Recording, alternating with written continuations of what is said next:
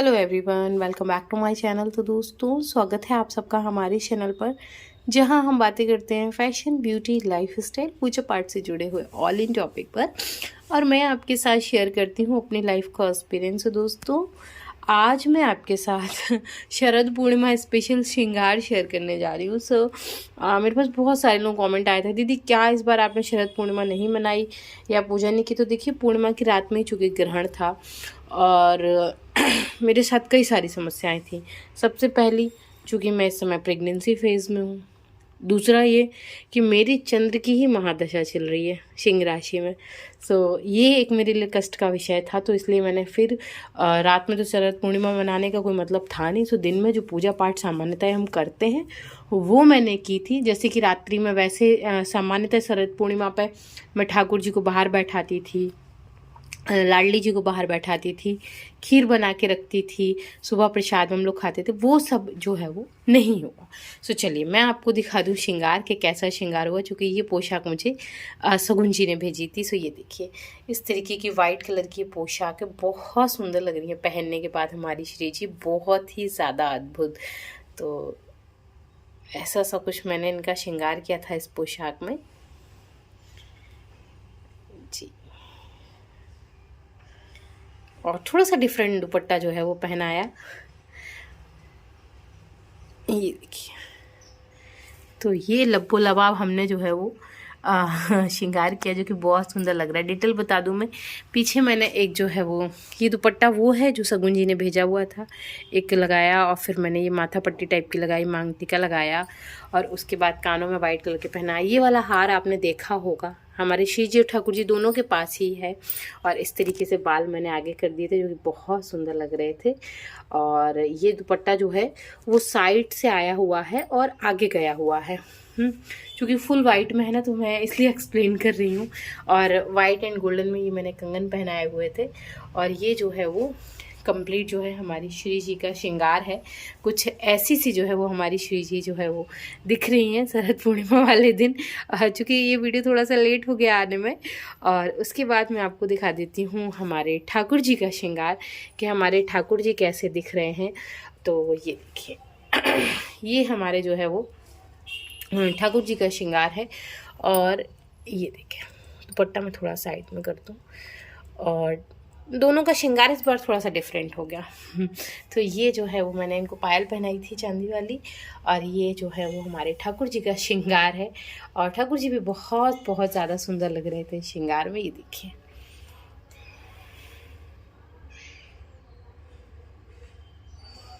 ये देखिए, इस तरीके से जो है वो हमारे ठाकुर जी का श्रृंगार हुआ। बहुत ही सुंदर लग रहे हैं ठाकुर जी भी। और ये देखिए, ये हमने जो है वो माथे का श्रृंगार किया, और ये भी बहुत सुंदर लग रहा है। मैं कोशिश कर रही थी पिंक में मिले, बट पिंक में कुछ मिल नहीं पाया, मुझे रेड मिला तो मैंने रेड लगा दिया। और इस तरीके से मोर पंखी से हमने श्रृंगार को जो है वो पूरा किया। ये देखें आप, बहुत सुंदर लग रहे थे हमारे ठाकुर जी इस श्रृंगार में। और इस तरीके से फुल वाइट एंड पिंक का जो है वो श्रृंगार था। क्योंकि पहले मैं सोच रही थी एकदम वाइट ही पहना दूँ जैसे राधा रानी का किया हुआ है, फिर ठाकुर जी का थोड़ा सा मैंने चेंज किया, क्योंकि पहले श्री जी का श्रृंगार हुआ है, बाद में ठाकुर जी का श्रृंगार हुआ है। ज़्यादातर क्या होता है, ठाकुर जी का पहले कर देती हूँ, श्री जी का बाद में करती हूँ, क्योंकि इनके श्रृंगार में समय लगता है, ठाकुर जी का जल्दी हो जाता है। लेकिन इस बार फिर मैंने जो है इनका पहले किया, उनका बाद में किया। तो इस तरीके से जो है वही श्रृंगार हुआ। और कैसे लग रहे हैं हमारी कुल सरकार, ज़रूर मुझे कमेंट करके बताइएगा आप लोग। और अब मैं आपको दिखा देती हूँ हमारे लड्डू गोपाल का श्रृंगार, कि हमारे लड्डू गोपाल कैसे लग रहे थे, क्योंकि उनके लिए भी सेम पोशाक ही आई थी। तो उनका भी मैं आपको श्रृंगार दिखा देती हूँ। तो इस तरीके से हमने जो है वो लड्डू गोपाल का श्रृंगार किया। ये लड्डू गोपाल की ड्रेस है जो कि सगुन जी ने भेजी थी, और सेम ड्रेस आई है, जैसे कि सेम ड्रेस उनकी है ठाकुर जी की, उसी कपड़े से बनी हुई, सेम उसी डिज़ाइन में बनी हुई जो है वो ये लड्डू गोपाल की ड्रेस है। और ये देखिए आप, इस तरीके से वाइट कलर की फुल ड्रेस है ये। मैं आपको बैक साइड से भी दिखा देती हूँ ऐसे। और ये मेरे पास मैचिंग की पगड़ी है, ये बहुत पुरानी पगड़ी है मैं आपको बताऊं। और ये आज भी एवरग्रीन है, ऑलमोस्ट ये सभी ड्रेसेस के साथ चल जाती है और इसके साथ तो ये परफेक्ट जा रही है। ये हमने अपने ठाकुर जी का जो है वो श्रृंगार किया, वाइट कलर के इयरिंग पहनाए, वाइट कलर की एक शॉर्ट हसली पहनाई, एक हार पहनाया, और ये वाले जो कंगन आप देख रहे हैं ये मैंने घर में बनाए थे बहुत टाइम पहले। सो ऐसा सा मैंने जो है वो शरद पूर्णिमा पे लड्डू गोपाल का श्रृंगार किया है। और आप बताइए कमेंट करके कैसा लग रहा है आप लोगों को। तो देखिए अब इस समय प्रॉब्लम तो है, बहुत सारी चीज़ें चल रही हैं, साथ में बहुत सारी चीज़ें आगे पीछे हो रही हैं। सो वीडियो थोड़ा सा होता क्या है, डिलीट हो जाता है। जिस दिन आना होता है उसके एक दिन आगे पीछे आता है। सो इसके लिए आई एम रियली सॉरी। और शगुन जी ने बहुत सुंदर ड्रेस बना के भेजी थी। अच्छा, कुछ लोगों को मेरे पास कमेंट था कि जो शगुन जी ड्रेस बना के भेजती हैं तो क्या आपसे पैसे लेती हैं? नहीं जी, पैसे नहीं लेती हैं। उनकी मेरे से किसी ने कहा था कि दीदी आप उनके प्राइस भी मेंशन कर दिया करिए। सो देखिए, प्राइस मेंशन करने का जो मामला है ना वो ऐसा है कि अगर मैं प्राइस पे करूं तो मैं उसको आपको बता पाऊं, तो चूँकि मुझे पता नहीं होता है, मैंने कभी उनसे इस तरह की बात की नहीं, उन्होंने भी मुझसे नहीं की, और कभी मैं अगर बोलती भी हूं तो वो मना कर देती हैं।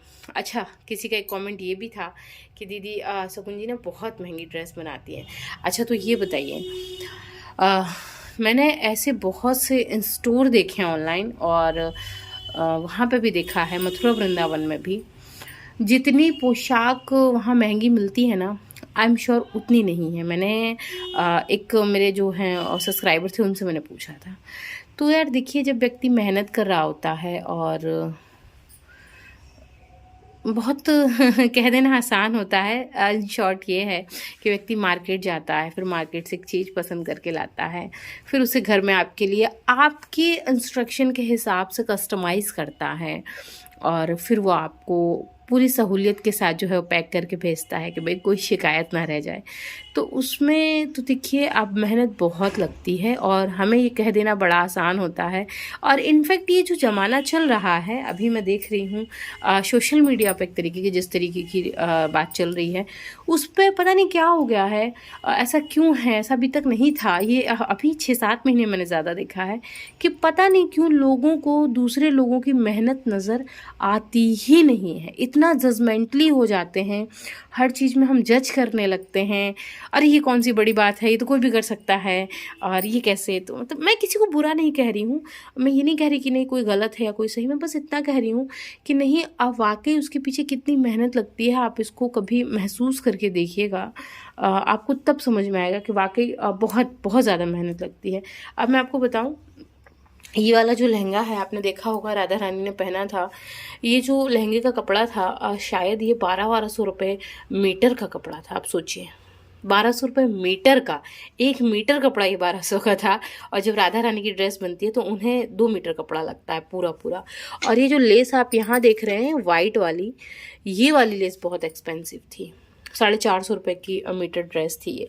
तो देखिए खर्चा तो लगता ही है, मेहनत तो लगती ही है, हम कुछ भी लें कुछ भी करें, और फिर जब आदमी उसमें मेहनत करता है तो बहुत सारी चीज़ों की उसकी एक्सपेक्टेशन होती है। और जो शगुन जी हैं, मैं उनके बारे में एक बात ये ज़रूर कहना चाहूँगी कि उनकी एक्सपेक्टेशन पैसा कमाना नहीं है। कभी नहीं मैंने महसूस किया इस चीज़ को, और मेरे से ना चीटिंग टाइप की चीज़ें छुप नहीं पाती, आज नहीं तो कल, नहीं तो परसों वो सामने आ ही जाती हैं। ये मेरे अपने घर में भी है, अगर कोई मेरे घर में है कोई जो मुझे चीट करने की कोशिश कर रहा है, उसकी बातों से मुझे ज़रा सा भी समझ में आ जाता है ना, तो वो मेरे नज़र से बच नहीं सकता। तो अगर ऐसा कुछ होता ना तो ये संभव ही नहीं था। मैं कोई सफाई नहीं दे रही हूँ, मैं बस बता रही हूँ नहीं ऐसा नहीं है। उनका एक मेन मोटिव जो है वो ये है कि लोग उन्हें पहचाने, और विशेष उनके काम के थ्रू पहचाने, जो उनका काम है उनके काम की सराहना करें। तो आजकल जो मैंने कहा ना सोशल मीडिया पे एक चीज़ हो गई, मैं भी हो सकता है मैं अपनी बात को बहुत खुल के ना कह पाऊँ, क्योंकि बहुत सारे लोगों को बहुत सारी चीज़ें बुरी लग जाती हैं। मतलब जो बातें जिनके लिए नहीं भी कही जाती है ना वो दिल पर ले लेते, कह रहे हमारे लिए तो नहीं किया जा रहा है। ऐसा नहीं है, हो क्या रहा है कि आजकल हम इतने जजमेंटल हो जा रहे हैं कि हम बहुत जल्दी किसी को जज कर लेते हैं, बिना उसकी सिचुएशन को जाने, बिना उसकी प्रॉब्लम्स को जाने, बिना मतलब ये सोचे समझे कि सामने वाला किस मुसीबत में है, किस प्रॉब्लम में है, कोई काम कर रहा है तो उसने कैसे किया होगा। हाँ, ये ज़रूर है कि एक काम को 10 अलग व्यक्ति अलग अलग तरीके से करते हैं, लेकिन उन 10 लोगों की एक काम को करने की क्षमता एक जैसी नहीं होती है। कोई एक काम को 2 दिन में करता है, कोई एक काम को 10 दिन में करता है, कोई एक काम को 4 दिन में करता है। तो इस तरीके से है। तो हमें अपनी ज़िंदगी में इतनी गंभीरता रखनी चाहिए कि जजमेंटल नहीं होना चाहिए। ठीक है, आदमी की अपनी सिचुएशन हो सकती है, व्यक्ति अपनी सोच समझ से काम करता है, ये तो हो सकता है, लेकिन जजमेंटल नहीं होना चाहिए। आपने कभी सुना, मैंने आप लोगों को कहा हो कि किसी का कमेंट कर दिया ये कैसा, भाई उस सामने वाले की लाइफ है, पता नहीं उसकी लाइफ में क्या चल रहा है, क्या फ्रस्ट्रेशन है, क्या प्रॉब्लम्स हैं। और इस मामले में तो पता, लोग मुझे भी नहीं छोड़ते हैं। किसी ने मुझे कमेंट किया था एक बार कि कोई आप ही अकेली प्रेग्नेंट नहीं है, दुनिया में और भी लोग प्रेग्नेंट होते हैं। मैं आपको बताऊं, दुनिया का जितना बड़ा सुख प्रेग्नेंट होना है ना, उतनी बड़ी तकलीफ भी प्रेग्नेंट होना है। मैं सच बता रही हूँ, और ये एक्सपीरियंस मैं कभी आपको शेयर करूँगी। जो सुख इसमें मिलता है और जो कष्ट इसमें मिलता है ना, वो पूरी लाइफ में किसी को नहीं मिलता है, किसी को भी नहीं। मतलब एक औरत के सिवा इस दर्द को कोई और नहीं समझ सकती।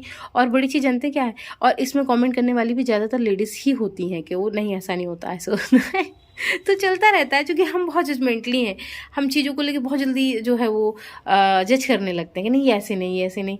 और हम पता दूसरों की लाइफ को डिस्कस करने में ज़्यादा इंटरेस्टेड रहते हैं। अच्छा, उसकी लाइफ में ये चल रहा है, अच्छा तो ऐसे नहीं तो ऐसे होना चाहिए था, अच्छा ऐसे। अरे सामने वाला जब जहाँ था ना, पता नहीं वहाँ क्या सिचुएशन थी, किस तरीके की सिचुएशन थी, कैसे वो हैंडल कर रहा था, कैसे डील कर रहा था, उसका दिमाग कैसे काम कर रहा था, ये सब सोचे समझे बगैर हम उल्टा सीधा बोलते रहते हैं।